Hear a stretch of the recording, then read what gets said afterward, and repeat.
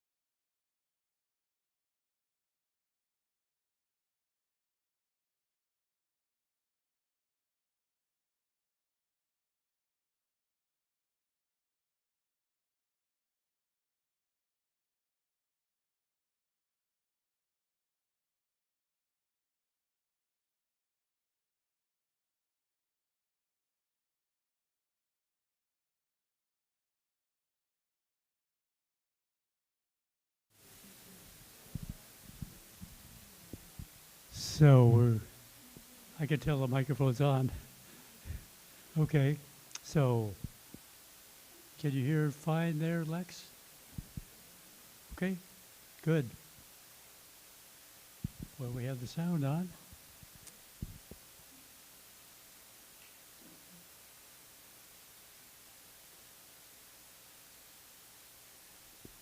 Good evening, everybody, and welcome to the Milwaukie Poetry Series reading tonight.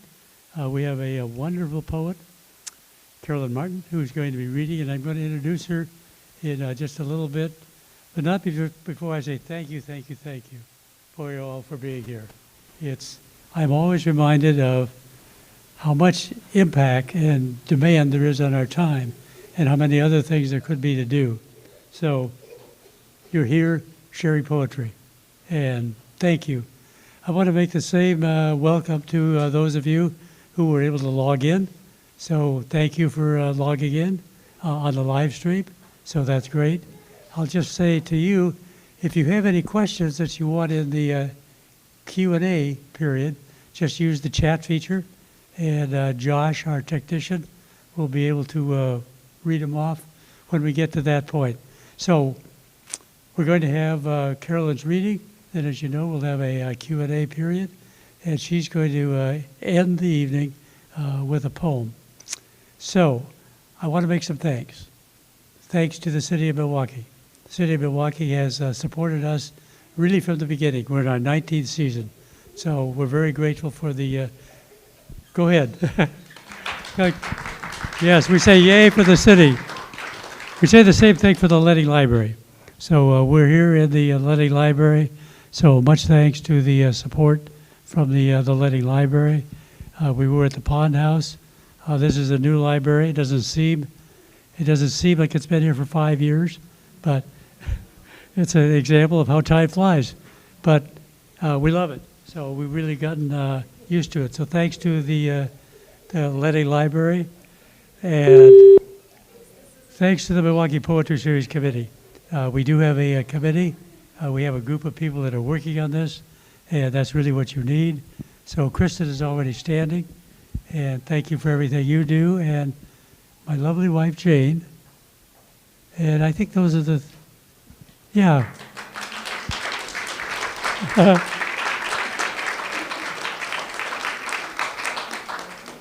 So we thank the people that serve on the board, all the volunteers. It's very important to have that kind of effort, and it's much appreciated. And finally, thanks to Willamette Falls Media. And Josh, our technician, is back here, and he's making the live stream and the sound and all of this possible. We call him the magician because he really is able to do things, quickly when it doesn't look like it would happen that quickly. So thank you, Josh. Yeah, let's give Josh a hand.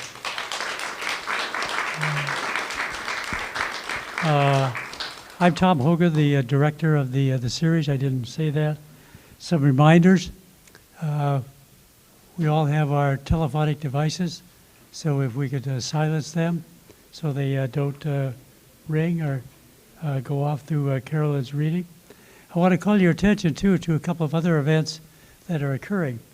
Number one is that Clackamas County Arts Alliance is sponsoring a writing contest. And it just opened, I believe it's today, could have been yesterday. And it's running to the 27th, April 27th. And the people that are eligible are people who live or work in Clackamas County. So I don't have a flyer, but I can just remind you of it. Clackamas County Arts Alliance is where you will see their flyer.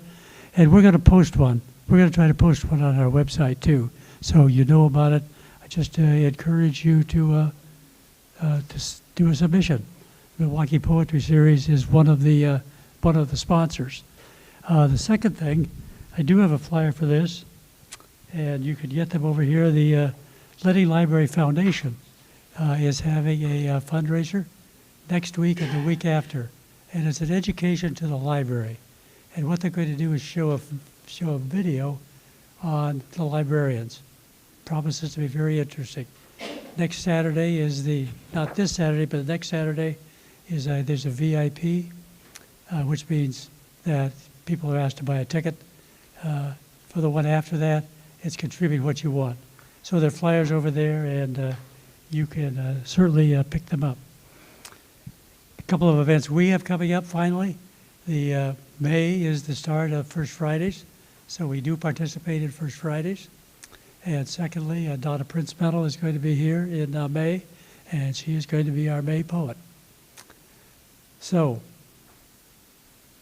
let me introduce Carolyn. Delighted to have Carolyn here. I think, as we all know, Carolyn's reading needed to be postponed and rescheduled, so we're absolutely delighted that she is able to be here, and we welcome her. She says she's a recovering work addict who adopted the Spanish proverb, "It is beautiful to do nothing and rest afterwards," as her daily mantra. She is blissfully retired and resting in Clackamas, Oregon.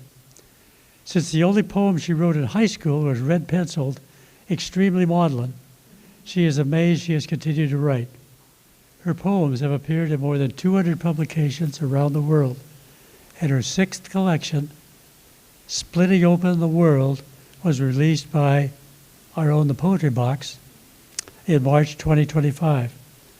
In August 2025, her 3rd chapbook, Metrophobia, an Irrational Fear of Poetry, was published by Lingua Inc. Books. She is the winner of the 2025 Howard Fowler Prize of Poetry from the University of Central Arkansas. Wow. For more, see your website. It's www.carolynmartinpoet.com. So with that, would you join me in welcoming our poet this evening, Carolyn Martin.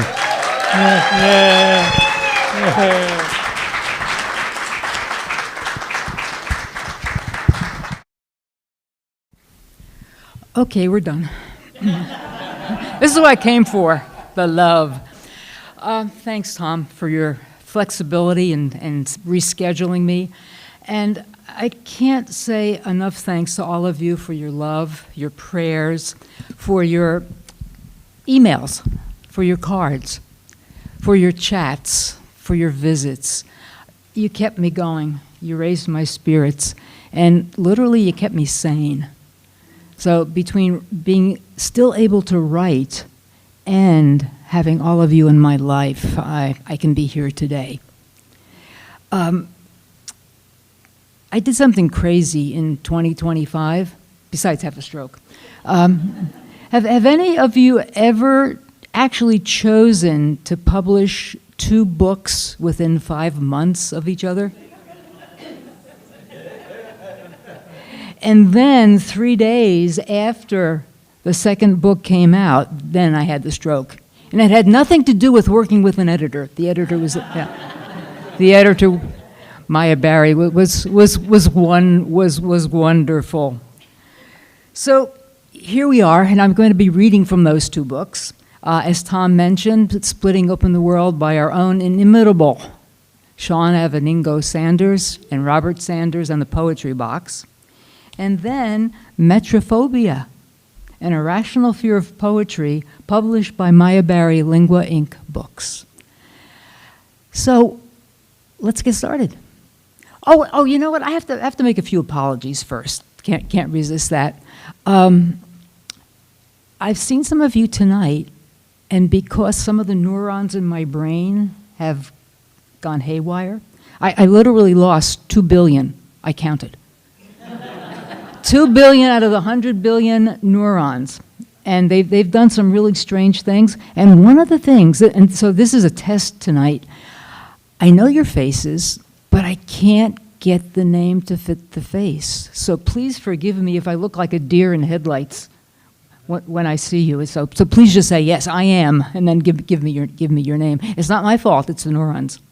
And I think by now, after 7 months, only 271 have rewired. Yeah, so I'm still rewiring. And I'm sorry that I have to sit so low. My one good hand needs to turn pages, and the other one is useless. Have you ever heard of alien arm? Yeah, it's a thing. Oliver Sacks wrote about it. It means you have no control over it. And so alien arm, I used to call her Thing from the Addams Family. Da, da, da, da, da. Yeah, literally in rehab, she would slap my face. She would tap my butt. And one night, she actually took her finger and went right into my eye. No, that's my nose. Stop it. Now stop it. Stop it. Yeah. So she's basically useless. So that's why I can't stand at a podium. So I'm sorry that you have to keep straining your neck. I'm very comfortable up here. So yeah, very, very sorry. Okay, so let's start off with splitting open the world. I got the title from Muriel Rukeyser, who said, "What would happen if one woman told the truth about her life? The world would split open." If one woman told the truth about her life, the world would split open. So this collection splits open my world with lots of truths. Truths about family, friends, neighbors. Truths about growing up in Roman Catholic in New Jersey. Truths about spending 20 years in the convent. Wonderful years as a Sister of Mercy of New Jersey. There are truths about butterflies and sugar ants and tigers, and ordinary life, the events of ordinary life. And because the book is dedicated to my mother, who passed away in 2022, there are lots of truths about that most complicated of human relationships, the mother-daughter relationship.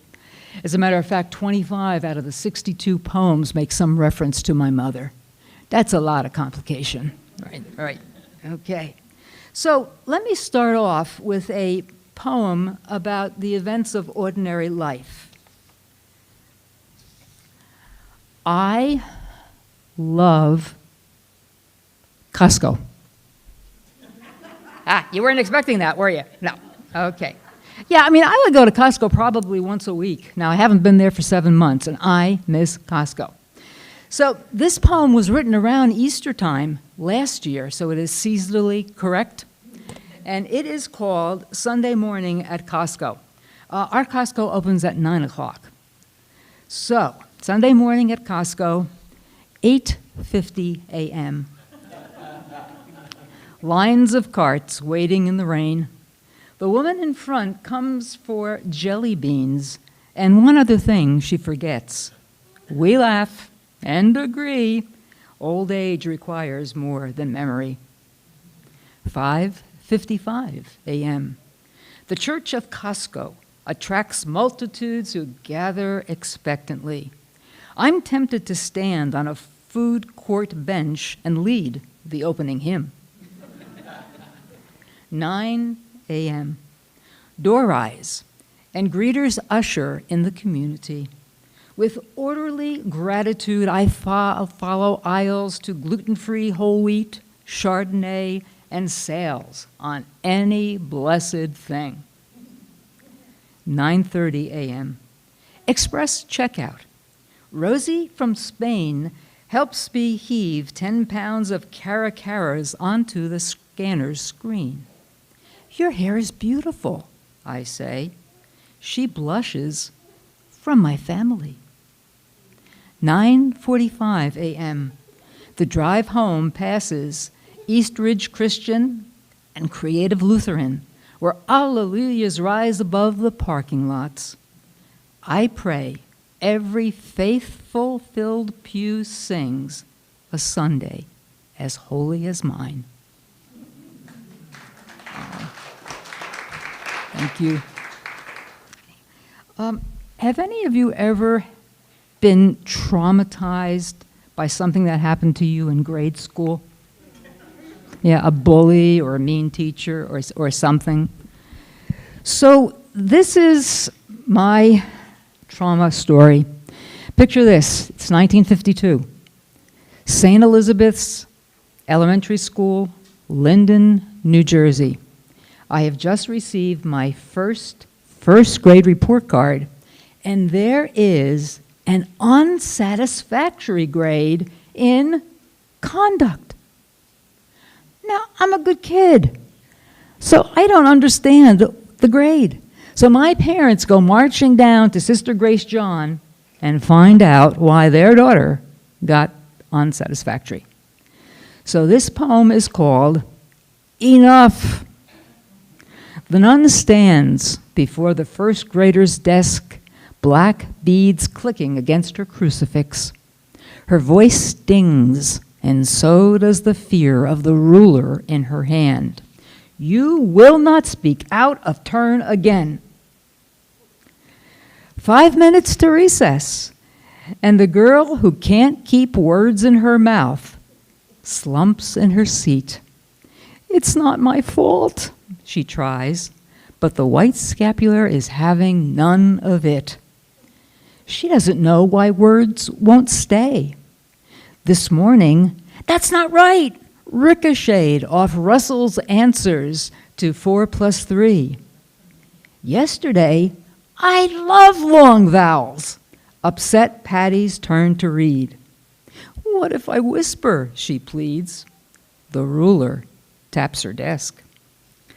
It doesn't matter that decades down the road, she'll dramatize this anecdote to audiences who pay to hear her speak. She'll earn 1 million laughs at the nun's expense and delight in the cheers. But nothing matters today as the recess bell chimes and 36 kids race for coats and snacks.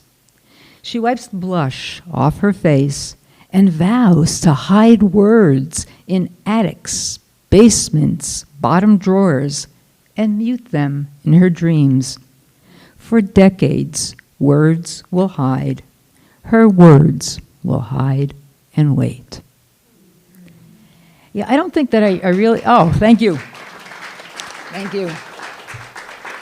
It gives me thank you for clapping, then I can take a drink.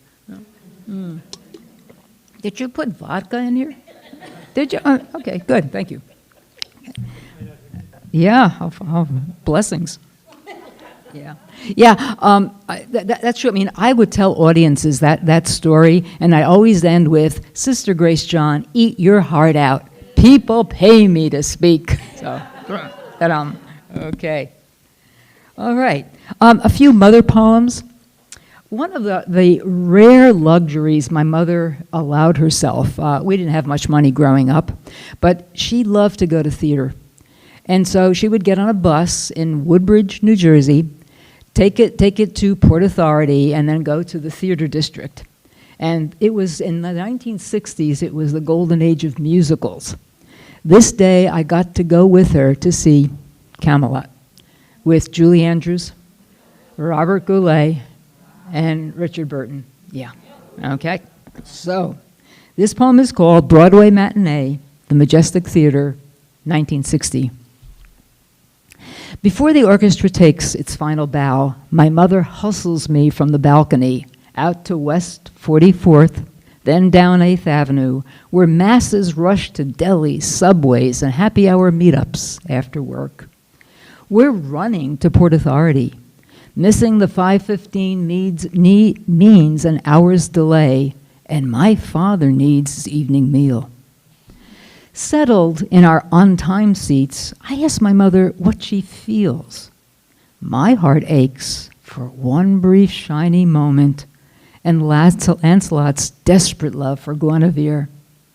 Who knew I'd sing, if ever I would leave you, to every woman I grew enamored of during seasons of wandering. But my mother's only man came home from war in 45 and stayed. She stares through dirt haze glass as miles to Jersey melt away and doesn't say a thing. I wish I could say, my father, dressed in polished armor, sword safely sheathed, rode his Plymouth to our Main Street stop. I wish I could remember him bowing to my mother, his best friend, as he eased her cloak and crown into the front seat, while I, attendant to them both, sang, "Tra-la, it's May," from the spacious back. But here's the truth. I can't recall if he was there, or how we got home, or if my mother ever shared anything about duty, love, and fidelity. Oh. Thank you. Thank you. Okay, fast forward 20 years. I entered the convent in 1963, and I am now coming home for a rare weekend home visit. So this is a poem titled, of all things, Home Visit. Woodbridge, New Jersey, 1980. A weekend away from convent and classroom, lesson plans and evening prayers. And my mother and I share the kitchen sink. She washes, I dry, as chairs scrape linoleum and cigarette smoke dissipates. My uncle is trashed like the whiskey bottle tossed into the garbage can. His wife grouses about Mrs. Garrity stealing her Thursday night bingo seat. My father escapes into the living room to another Yankee win. Miles of time away, and family's the same, I smile to myself, as my mother hands me a serving spoon. I hand her back a rarity. I'm 35 and terrified to make mistakes. She's baffled by a part of me I never share and attacks a greasy roasting pan, giving it a vicious scrub. Finally, she says what she always says, "You shouldn't feel that way." And why is that, I want to ask, but what's the point? From critiques about my cleaning skills to the holy rules, perfection is the path to godliness, I've been schooled. 35 and scared to overstep borderlines. Never mind, I say. Did I tell you about the fellow who falls asleep in my class? He must be bored, she says, turning the pan up, down, left, right to check her handiwork. It's spotless now. She seems sure of it, and hands perfection to me. Do we have any perfectionists in the room? Took me decades to get over it. It's toxic. It's a killer. You know, I'm trying another mantra. Make more and better mistakes more frequently. Okay. So if I make mistakes tonight, it's great. I'm not perfect. Giving that up. Okay. People who have lost a loved one have told me that if the loved one and the loved one shared a ritual, whether it's a phone call or maybe Sunday dinner or opening gifts on Christmas Eve rather than Christmas Day, when that time comes around, they're almost tempted to forget that that loved one is no longer there. So this poem is called To My Mother on Her First Anniversary.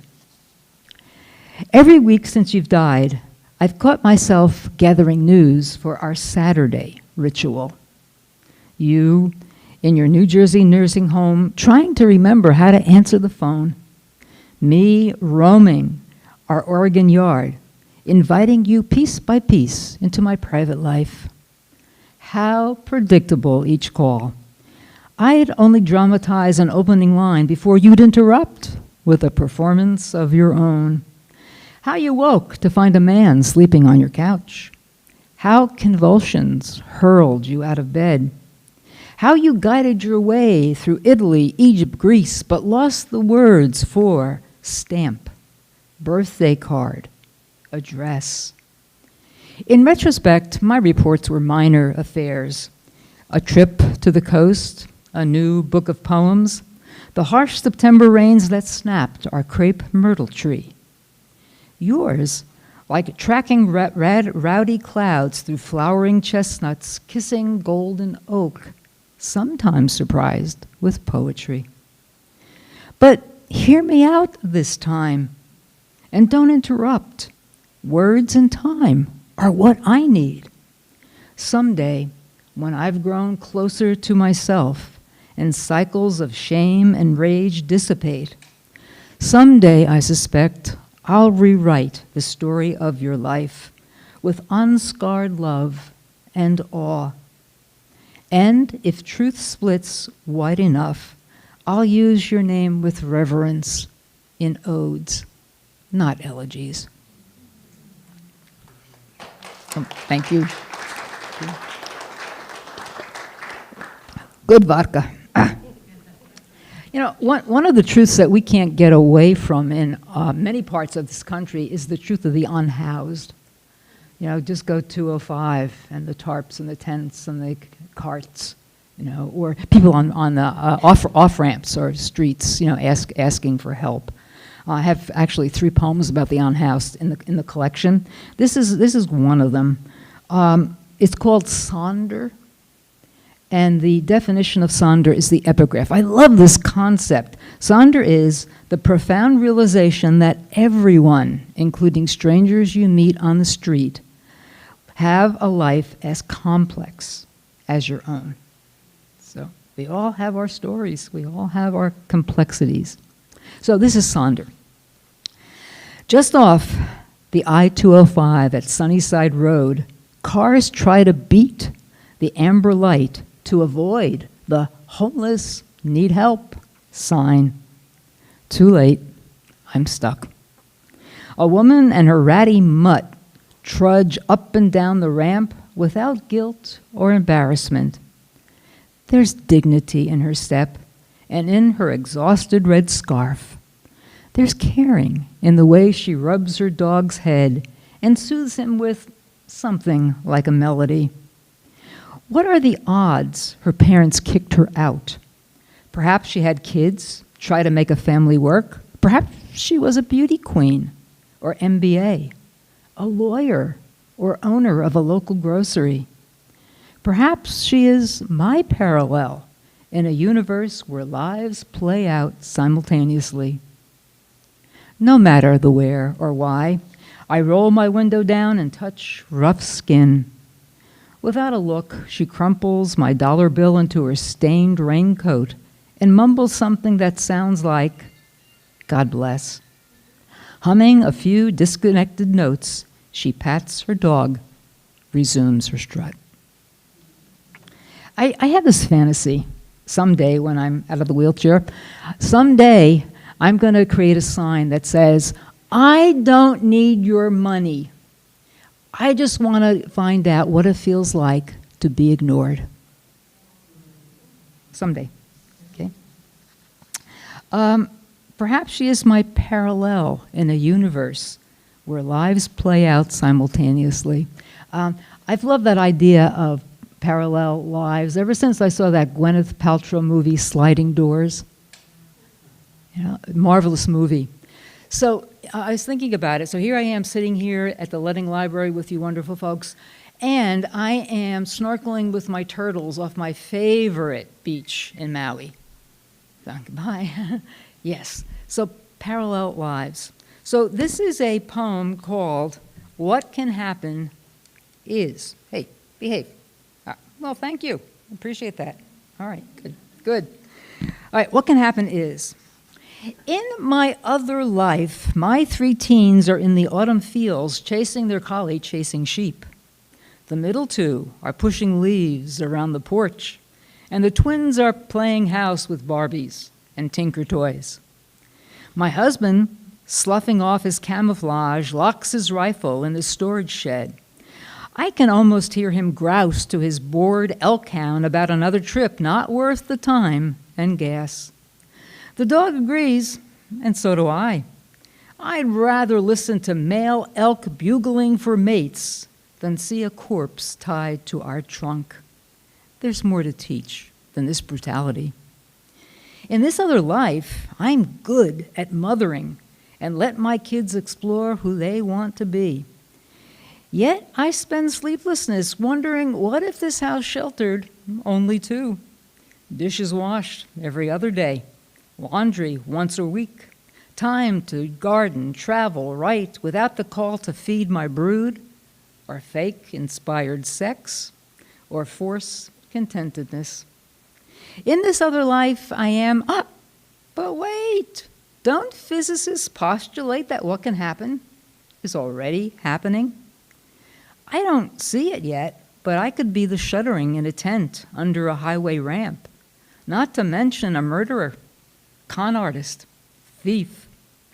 I could hold my own with Barbara, Dolly, Reba, and Celine, snag an Emmy, Oscar, or World Series ring.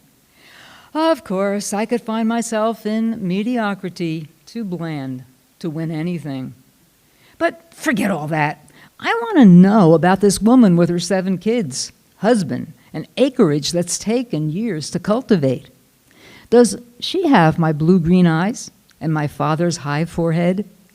Does she write poetry and blush at being seen? Would she rather get about the world with the woman who excites her in her dreams? I'd like to fantasize. When she's home tonight, she'll smile at her elder son's peach fuzz and the cowlicks on her youngest 2.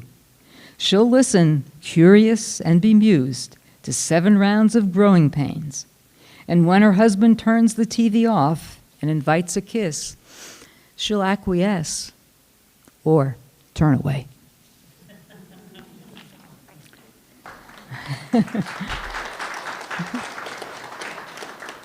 Seven kids, that's a lot of labor pains, plus a lot of laundry. Right. Okay. A few years ago, I was invited to mentor an 8th grade student from the Waldorf School across the street. She was doing her 8th grade project, and she was going to write a book of poetry, so I became her mentor. This poem is called Waiting to Meet an 8th grade Poet for the First Time. Ledding Library, Milwaukie, Oregon, 2022. We decided to meet here as a safe spot. So this is what happened. The parking lot is full. Predictable. It's Saturday. Kids and canes play with automatic push-to-open doors, and piles of books walk in and out, bound to escape, educate, entertain. What was I thinking? Mentor a 13-year-old who writes poetry? Should I admit that at her age I was so shy I blushed at any glance? Should I tell her I stalled until 25 before I wrote my first rough draft? Old as her great-grandma, should I play my current self, hoping that's enough? The solar eclipse this morning was a dud. Clouds and Douglas firs devoured it. And beyond sadness, hundreds more were massacred in Gaza, not to mention crushed in Afghanistan aftershocks. All these goings-on while I was mowing still green autumn lawn, wondering what to say to a girl I'm nervous to meet. To reconfirm, I scroll through her text. Saturday, Ledding Library, around 11 a.m. Day, check. Place, check. Time, I translated her around as 10:55. But it's 11:40, and she's not here. The doors still entertain, and so do parents proud of kids tromping through aisles of books I've never read. Disappointed and relieved, I compose myself by turning cars pulling in and out of parking slots into lines of poetry. So, well, she finally showed up. Finally, and it was not around 11 a.m. Yes. All right, well, I'm going to shift gears now. Do we have any logo files in the room? Logo files? What's a logo file? Yeah, it's a nice word. Yeah, logophile is lover. Yeah, a lover of words. So when I first saw the word metrophobia, I got kind of excited. I knew what phobia meant, and right away I thought, well, metro. Metropolitan areas, must be a fear of cities. I was delighted when I discovered that it actually means the irrational fear of poetry. I guess it has something to do with meter. You know? So when we were putting together metrophobia, we figured we better put the definition on the cover, or else people picking it up would think, oh, good, a book about cities, you know? No, it's a book about the irrational fear of poetry. So let me begin with the first poem, which is the title poem and my initial confusion. So metrophobia, an irrational fear of poetry. This can't be right.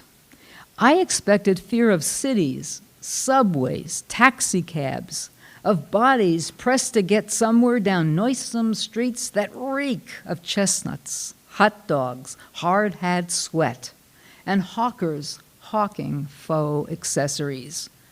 Not of meters and tropes luring mind waves to slow, heart waves to swell. Not of, what does it mean? Posed by teachers schooled to explicate 14 lines in multi-paragraphs. Yet, when poems proclaim humans on this wobbly earth have muffed their cosmic test, or stir up narratives of mothers, fathers, uncles, aunts, the witness they bear might incite a racing pulse and wildly startled eyes. I think that there is a group of people who rightly have a rational fear of poetry. If you are a friend or a relative of a poet, you may be afraid that you will wind up in a poem. After my mother and then my feral cat, there is one other person who has consistently appeared in my poems through all of my collections, and that is my partner of 33 years, Kathy. Okay. And I'm going to get in big trouble for this, but I know. Please, yeah, it's worth it. Yeah, please indulge me. Kathy literally saved my life on August the 21st while I was having the stroke.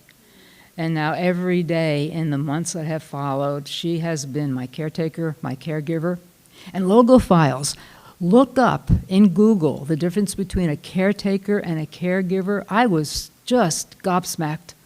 2 different job descriptions. Each one could be a full-time job, but when you're doing both, this is what love looks like. So thank you. So she happens to appear in the next poem, which is a sonnet, and I wrote this one probably about 2 years ago, but there's a connection with today. So this is called Chores.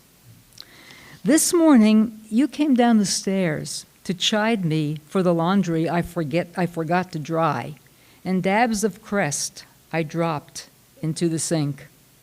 Memory slipping, I say, but you think otherwise. You're writing poetry.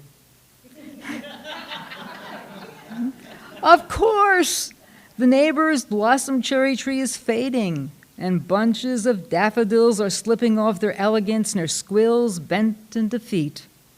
Although there's more to come, gardenias, roses, daisies, phlox, and mums, impermanence has marred another day, and I need to fix each passing away in long-lived images. So forgive me, my dear, you're right. Today's chore, poetry. Yeah.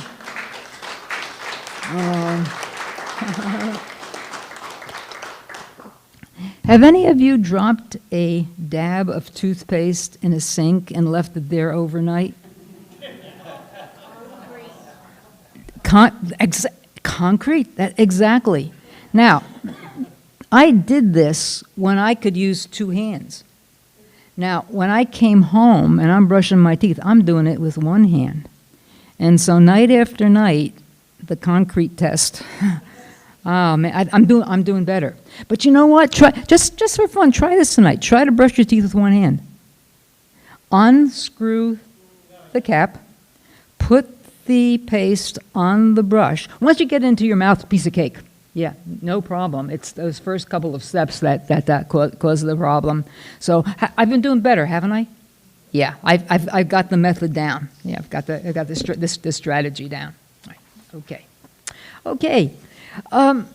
Poets, after you've written, after you have edited, after you have even gotten accepted and it's published, what else do you need? And oh, thank you so much. And I did not pay you for that, did I? No. This is so good. Yeah, Billy Collins said something to the effect that writing is an act of hope, the hope that somebody will read. Yeah, they read your work. So this poem is entitled "Wanted," an imagined reader. According to the Poetry Home Repair Manual, Ted Kooser says, "I need you." I'm embarrassed to admit my computer screen has been my only audience.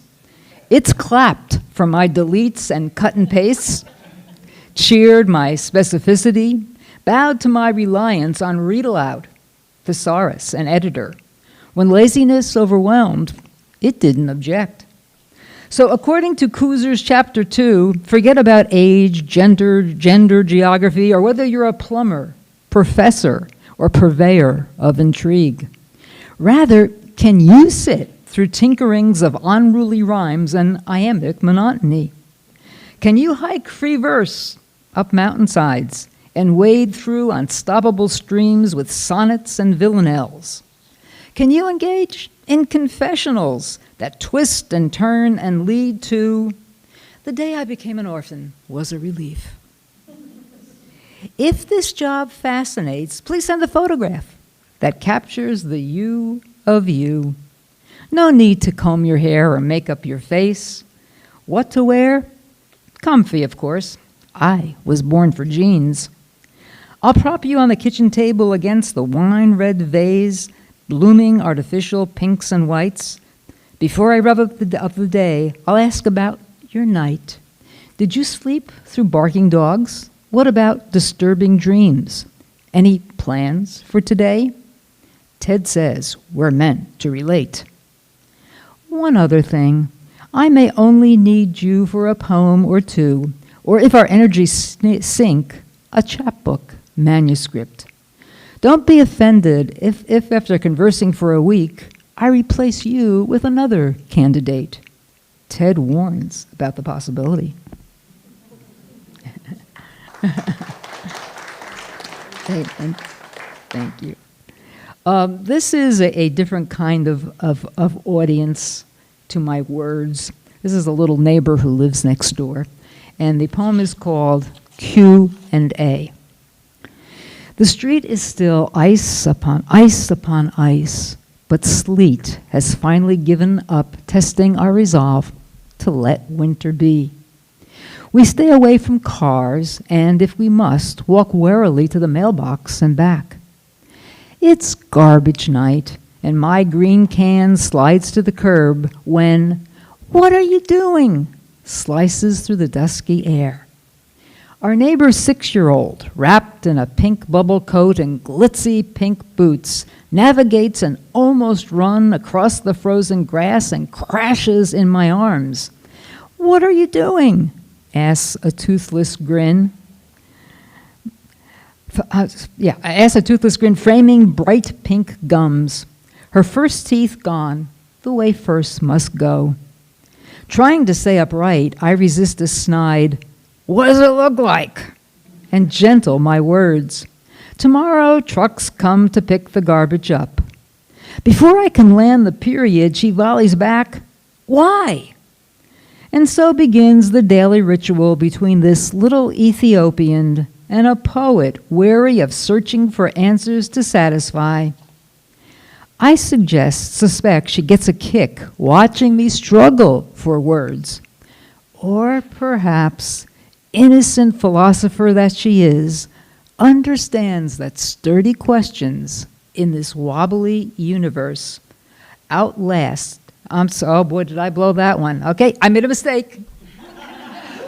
Not perfect. Okay, innocent philosopher that she is, she understands that sturdy questions outlast wobbly answers in the wisdom of the universe. Thank you. Yeah. What are you doing? Why? It's inevitable to this day. Do any of you read advice columns? Yeah. You know, I Miss Manners or Abby, you know, I have kind of fun. You know, I would read the reader's submission and then try to figure out what I would say. Okay, so this is to my soon-to-be favorite advice columnist. Dear Annie, I've already shared my distress with Abby and Miss Manners, but their replies didn't satisfy. Hence, I'm offering you a chance. First of all, I like your photograph.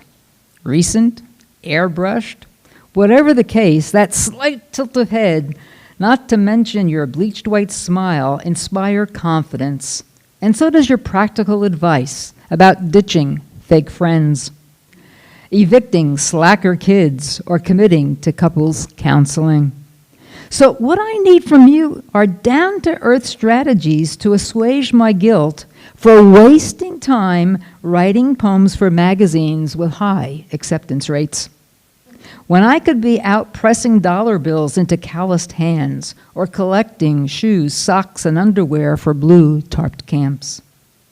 The fact is, relentless images chase me around the house demanding to be shaped into free verse, sonnets, or villanelles, and expect a dozen tinkerings before they'll deign to call themselves a poem. Annie, I admit there is joyful intrigue in waiting to see what words decide to say, but moving them around a computer screen exhausts and motivates me to accomplish other things. Since you're a writer too, although giving advice doesn't seem hard, when the theme is usually stop complaining, take responsibility, I'm attaching my latest manuscript. Let me know if these poems are worth the time, or should I volunteer for Meals on Wheels, Habitat, or Amnesty before I hop into my car to scout for need help signs. Thank you.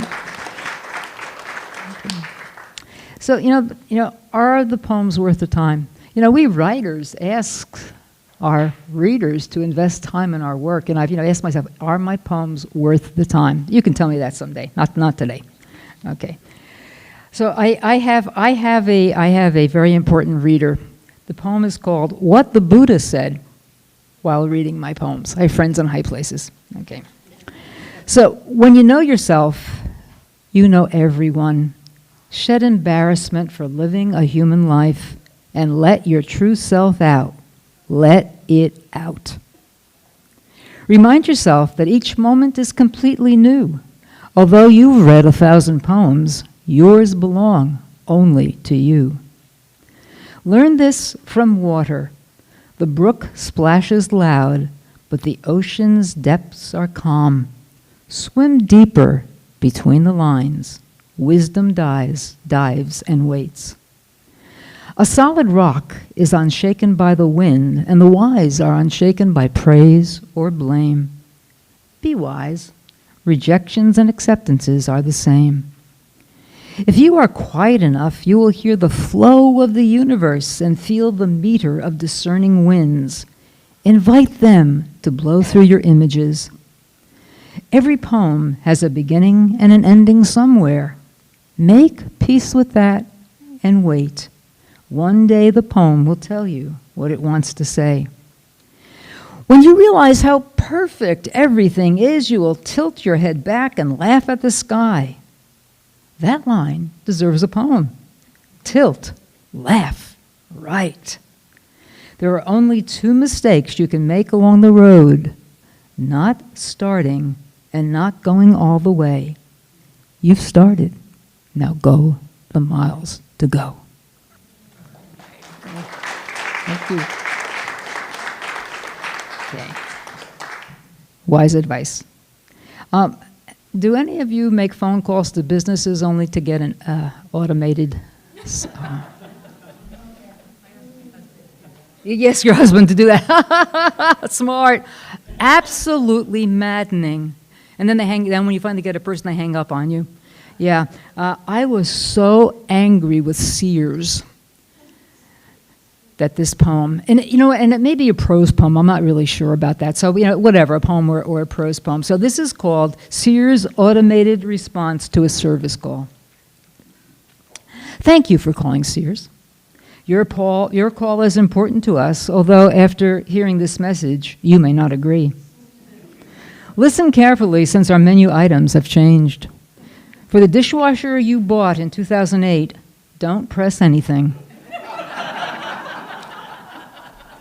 We've already fixed the pump, heater, and control panel twice. We're oh so done with its servicing. For the clothes washer, circa 2015, pistons balancing your drum were just replaced, and there's nothing more to do than to congratulate you for slipping in this repair before your warranty expires in a week. As for your oven, micro, stovetop, and refridge, we have a new plan for coverage. Only $1,500 a year. Press number 9 and pull out your credit card. We'll process you in record time. In case you're dismayed by Sears' intelligence, my name is Dot, the affable AI who knows more about you than the FBI. From your phone number, I can tell where you live and track where you went to school. I was flummoxed about the unsatisfactory in conduct you received in first grade.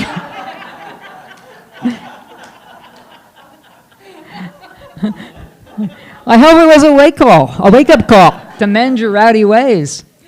And how did that PhD in English work out? Didn't seem practical unless you like tortured stacks of essay exams and research books. Now I see you've settled into poetry, another futile foray into obscurity. Anyway, if you're curious about other files we've amassed about your life, as sadly uneventful as it's played out to date, call 1-800-555-001. Follow the menu to our astute customer care. You'll undoubtedly be astonished, dumbfounded, and amazed.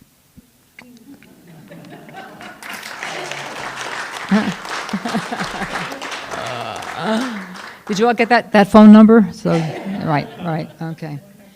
Yep. The other day, I heard a poet cite an African, I guess you would say, a piece of wisdom. Yeah, an African piece of wisdom. And it said, or she said, it said, if you want to run fast, run alone. If you want to run far, run with a group. Thank you with running with me far tonight. Thank you. Thank you. Thank you. Thank you.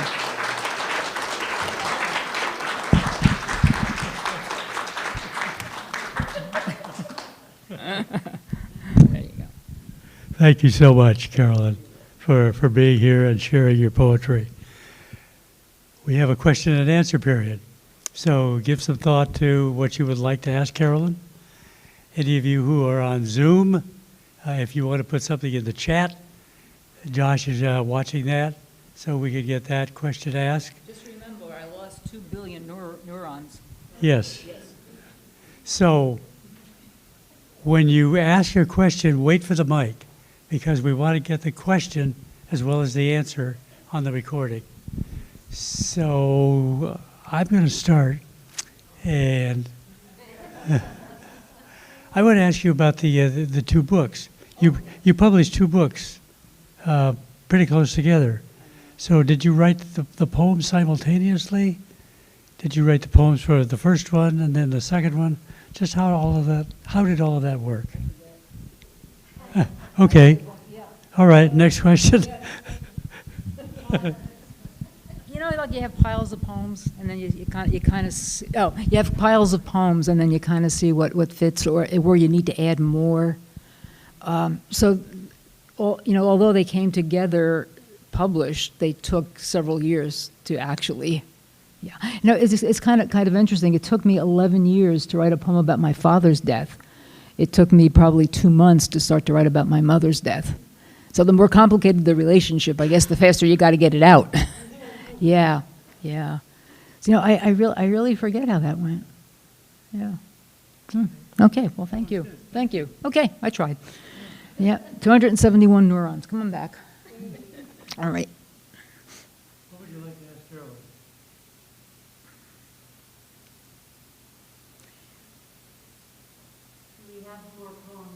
Oh, aren't you a darling? Yes, I have 2 chapbooks. Do we have more books coming? Yeah, it is so true that after, a week in the hospital, a month in rehab, I was home for only 2 weeks when I realized I still had the ability to write poetry.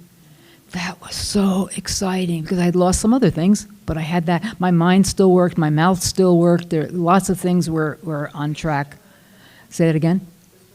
Oh, Sister Grace John, eat your heart out. That's right. That's right. Yeah, yeah. So I finished a chapbook that's filled with what I call stroke narratives. Okay. On Facebook, every Sunday for the last 25 weeks, I've been posting a stroke narrative. A month of Sundays. There you go. There you go. Yeah, I mean, they just wouldn't. I've slowed down now. But I also have another chapbook that I've been working on for a couple of years that's just about ready to go. And here's irony, synchronicity for you. The older chapbook, I've always had this title. It's called On Both Sides of a Storm. The new chapbook about the stroke is called Brainstorming. Yeah. Because the stroke actually, the very first poem, I'm going to share this anyway. The very first poem in that chapbook describes what it felt like. So I'm sitting in our living room and I'm doing paint by numbers. And all of a sudden, literally, I felt as if a tornado was surrounding me. And I could feel the wind under my arms, the wind around my waist. And then I think I probably lost consciousness. And luckily, Kathy was home to save me. But it was and as one poet friend said, isn't a poem a brainstorm? How perfect is that? Logo files of the universe. Yeah. So there are two chapbooks coming out. Eventually. Yeah. Again. Yes. Yes. Yeah. Maybe we'll keep them farther apart this time. Yeah. Yeah. It can only. Yeah. Okay. Thank you. Thank you. Oh, wow. I'm going to ask mine first since I can walk and travel. Okay. Carolyn, I'm interested in how growing up on the East Coast influenced your poetry versus because you can hear it in your voice. It's not gone. Oh, thank God.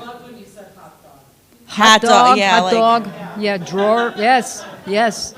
Yeah, so I'm just kind of wondering, I mean, Yeah, growing up here would have been different. It's different, so, yes, yeah. right. And I have, some poems that, so that environment, is so important. I have so many poems about New Jersey. In fact, Woodbridge is in an earlier collection, Woodbridge. That's where I grew, well, it's one of the places I grew up. There's not a wooden bridge in the whole darn area. Yeah, and I, researched, which I didn't know until later, he was a minister. Wow. Reverend Woodbridge, yeah, there you go. Yeah, so, and the people that I grew up with, talk about uncles and aunts, I have so many family poems. The idea of the uncle who was sloshed, oh yeah. I mean, we all have our stories, and so many, I remember saying to myself when I first started writing poems, stay away from family. Do not write about family because once you open the Pandora's box, it's all over. Well, that Pandora's box popped, very early on. And I lived in a neighborhood that was so multicultural, so multi-ethnic. We had Hungarians, we had Germans, we had Portuguese, we had Polacks, we had Russians. So and people looked out for one another. So that appears in. And then my uncles and my aunts, oh my. Yeah. Yeah. Thank you. Anytime. All right. Yes.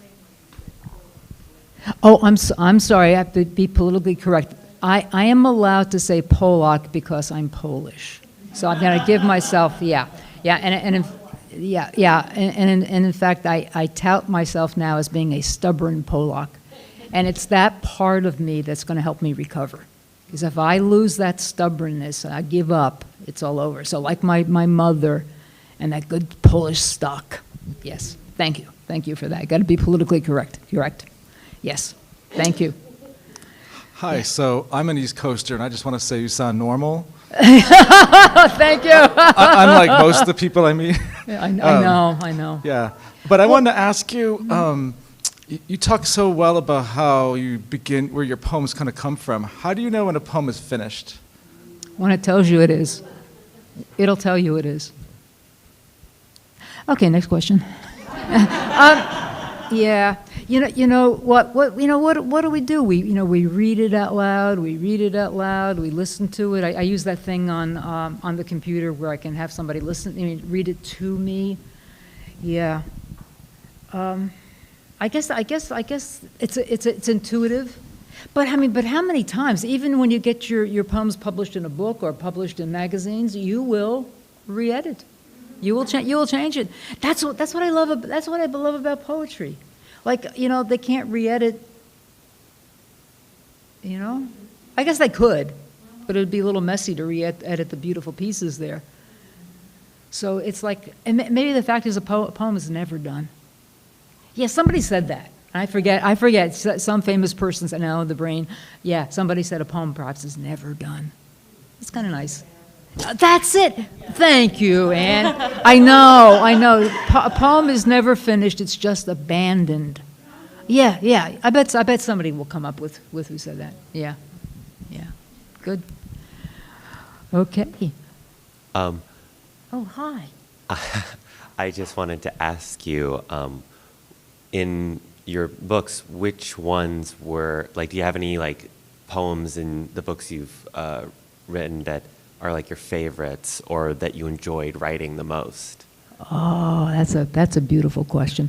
Well, with Metrophobia, they were just a lot of fun, try to write poems that would not make people afraid to read poetry. So to write poems that were accessible, that were light, yet had some meat to them, I think in Splitting Open the World, those poems about my mother, boy, I had to struggle through a lot of them because it brought up a lot of the pain again. But you know what? I'm sure you all have the experience that as you look back, your parents did the best they could. And my mom had some, I'm not going to go details, not important. She had a rough childhood, and I could be more compassionate in retrospect than I could be in the moment. That poem that I read about her first anniversary, and the fact that she would tell me about the trees, and she really unwittingly sounded very poetic. And I had left the poem there, and I went back and I said, no, there's more to it, because I want to honor her. So then I said, when I grow up, when I get wiser about who I am, then I will honor you with reverence in odes, not elegies. So that was a nice surprise. The poem told me what it really wanted to say after I thought it was finished. Yeah. Right. Carolyn, I'd like to ask you a profound question. Oh, God. And I don't want you to take a lot of time to think about it. Yes. What do you want to be when you grow up? Kind.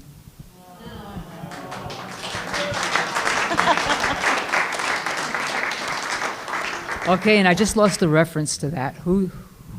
It's a children's book. Yeah. What do you want to be when you grow up? And the little boy says, I want to be kind. Yeah. I mean, one of the I have learned so much through this. Through this experience. I want to tell you, I hate this. This is not acceptable to me and my life. And I have learned so much about life. When I'm lying in rehab, and I'm feeling love. I'm letting love come in from coast to coast. And how healing that was. I've never let love in like that, And I feel so much more compassionate for people who have struggled or are going through struggles, in a way that I could never understand before. It's like, you got to walk in the shoes. Ding dang it, I don't want these shoes. But I have learned so much. So it's been a gift. I wish I could give the gift back, but I guess I'm not. It's not done yet, And when it's done, it will be done. Right, Sherry. Carolyn, I thank you so much for your poetry, and thank you. My question is, your humor is incredible. I love your sense of humor, and I wonder how humor has helped you make it through your life, through your struggles, and through your poetry. How do you see? I'm having trouble with humor in your poetry. How do you do it? It's just who I am. Yeah. Yeah. My dad was a cornball. He had very corny. Yeah. Yeah. Now, did I say something? Is that wrong? I can't say he's a cornball? No, it's true. Yeah. Oh, okay. I thought I was being politically incorrect again. Whoa. Yeah, he was just a funny guy, and so I never even think about it. It's just the way it comes out, and and you know what? To go through this, I've had to, the alien arm. I mean, just laughing at, she's slapping my face, she's doing all kinds of. You just have to laugh, or oh my gosh, I'm home one day, and we're trying to figure out what to do with me, and. I mean, I used to say to myself, if ever comes to the time that I have to wear a diaper, I'm out of here. Well, guess who has to wear a diaper? All right? So we're coming home, and we've got these stupid diapers that are long, and they've got wings. We don't know how to put them. So we have a reclining chair, so we thought, well, maybe put it on the reclining chair, I'll back up, and that's exactly what happened. It was a snowball ride. I'm on the floor. So we're calling 911, and these four handsome firefighters come, So if I were batting for the other team, I would think of doing this more often, but yeah. So you just gotta look at the humor in it, or else the option is not lovely. So thank you. It's just who I am. Yeah. Thank you. It's for me. It's life-saving for me. Yeah. Thank you. Really? Oh, thank you.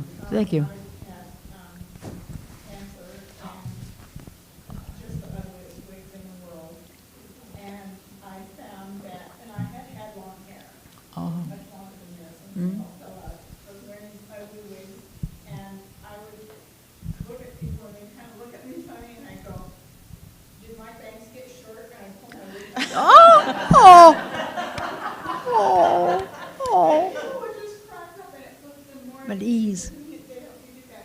I know. Yeah. All right. Oh, thank you for sharing that. That's special. Thank you. We have a couple questions in the chat. Okay. Hi, chatters. All right, first we have Bruce Gunther. He says, so great to see you and hear you read these great poems. He's good. He's a poetry buddy of mine. He lives in Bay City, Michigan. Yeah. Hey, Bruce. Hi, Trish. And then from Emily Newberry, which of your poems did you enjoy writing the least and why, and which have been the hardest to write? Okay.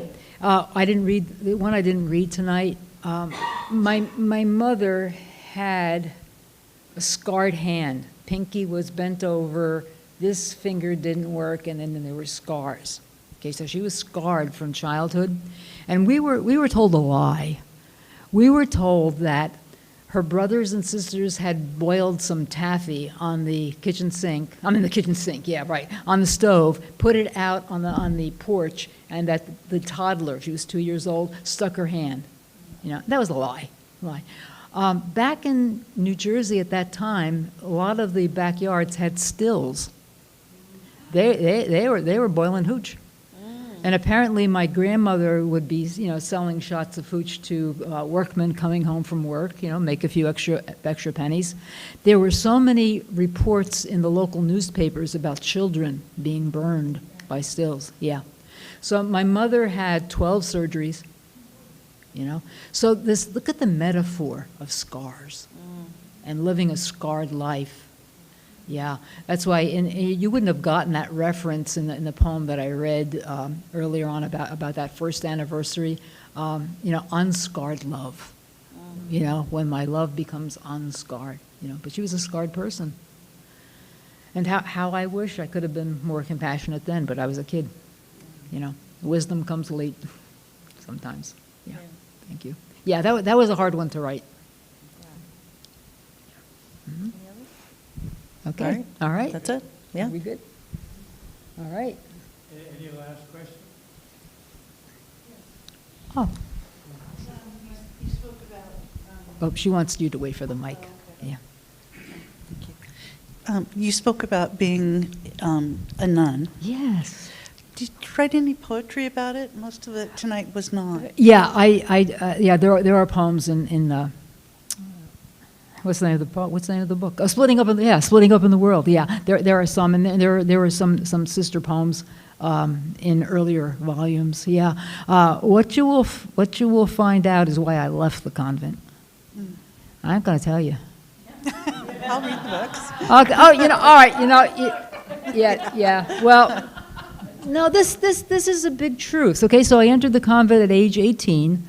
I never dated. I had one boyfriend in high school, so I didn't know what this was all about, So I'm in the convent, and it is 1982, around there, and I fall in love.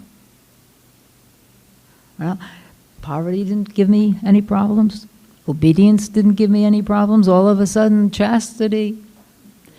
And to be faithful to my vows, I couldn't live with the knowledge that I needed something more. And so I had to go. Yeah. And I still have friends back. In fact, we talk all the time. Friends back in the convent I've known for 62 years.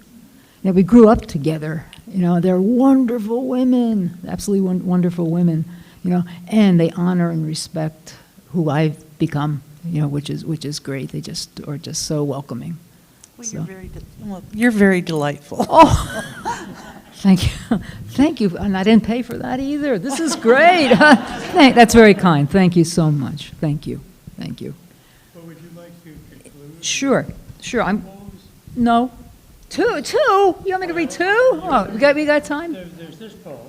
Oh, you want me to read the one? And then you have another one you want to read. Oh yeah. Okay. All right, so the Marvin Bell poem. Yeah, and Sherry told me that she had Marvin Bell as a teacher. So you can talk to Sherry about Marvin Bell. I just came across a whole list of his suggestions for writing poetry. So this is to Marvin Bell. Ray, your suggestion, try to write poems at least one person in the room will hate. And then I made the date today, April 8th, 2026. Here's the problem as I see it, Mr. Bell. Which poem, person, room? Hate's ubiquitous, and aesthetics makes critics of us all. Take my riff on, shall I compare thee to a summer's day? Kathy complains she's lulled to sleep when my I-ams clip-clop across my lines like pilgrims wending their way to Canterbury's holy site. Or my homage to a homebound fly? Bruce can't conceive how it could read my mail, much less elude me for 6 days. Wait until he hears about the ant who critiques my tepid poetry. Disbelief suspension, not in his glossary. Wendy says my poems don't turn enough. Colin says they turn too much. Pam doesn't understand feral cats. Patty suggests I study Sexton and Plath.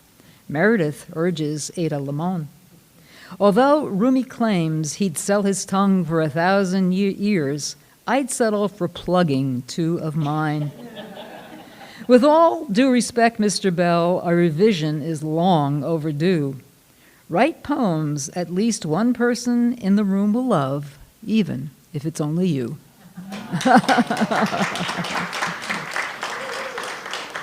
Thank you. Thank you. And I wanted to end with one of the stroke narratives. Okay? This is called Wheelchair Buddhist. With thanks to Jeffrey Harrison's Villanelle, Commuter Buddhist. His poem is delightful. A guy is listening to tapes about Buddhism in the car, and he's afraid that he's paying too much attention, or not enough attention, to the tapes, and he might be in an accident. So I just love that. So I become the Wheelchair Buddhist. So this actually is a Villanelle. I'm learning Buddhism in my wheelchair as I zip around the house mindfully, observing my thoughts with gentle care. Our thoughts create our world, the Buddha declared. So I discipline my mind for victory over discouragement and despair, while I rebuild my charmed world and prepare to recover my pre-stroke mastery over hands and feet. My brain's disrepair sent my body into a black wheelchair that offers me its wheel's agility for unbalanced legs that refuse to bear my weight. That's just the way it is, I hear.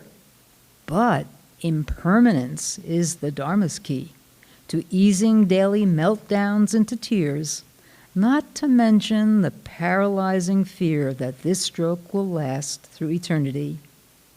We are what we think, the Master declared. I think a Buddhist will escape this chair. Okay. Thank you. Thank you. Thank you. Thank you.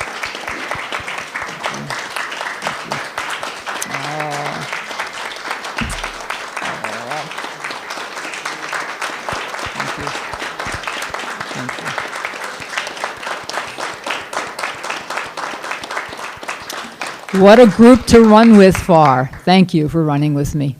Thank you. Thank you. Thanks for being a safe journey home. Thank you, thank you, thank you. I think there are some books over here. There's some refreshments. Please help yourself. That's what they're for. Thank you. Thank you for being here. Thank you. Thank you to everybody. Thanks for your kind words. Thank you. Thank you so much.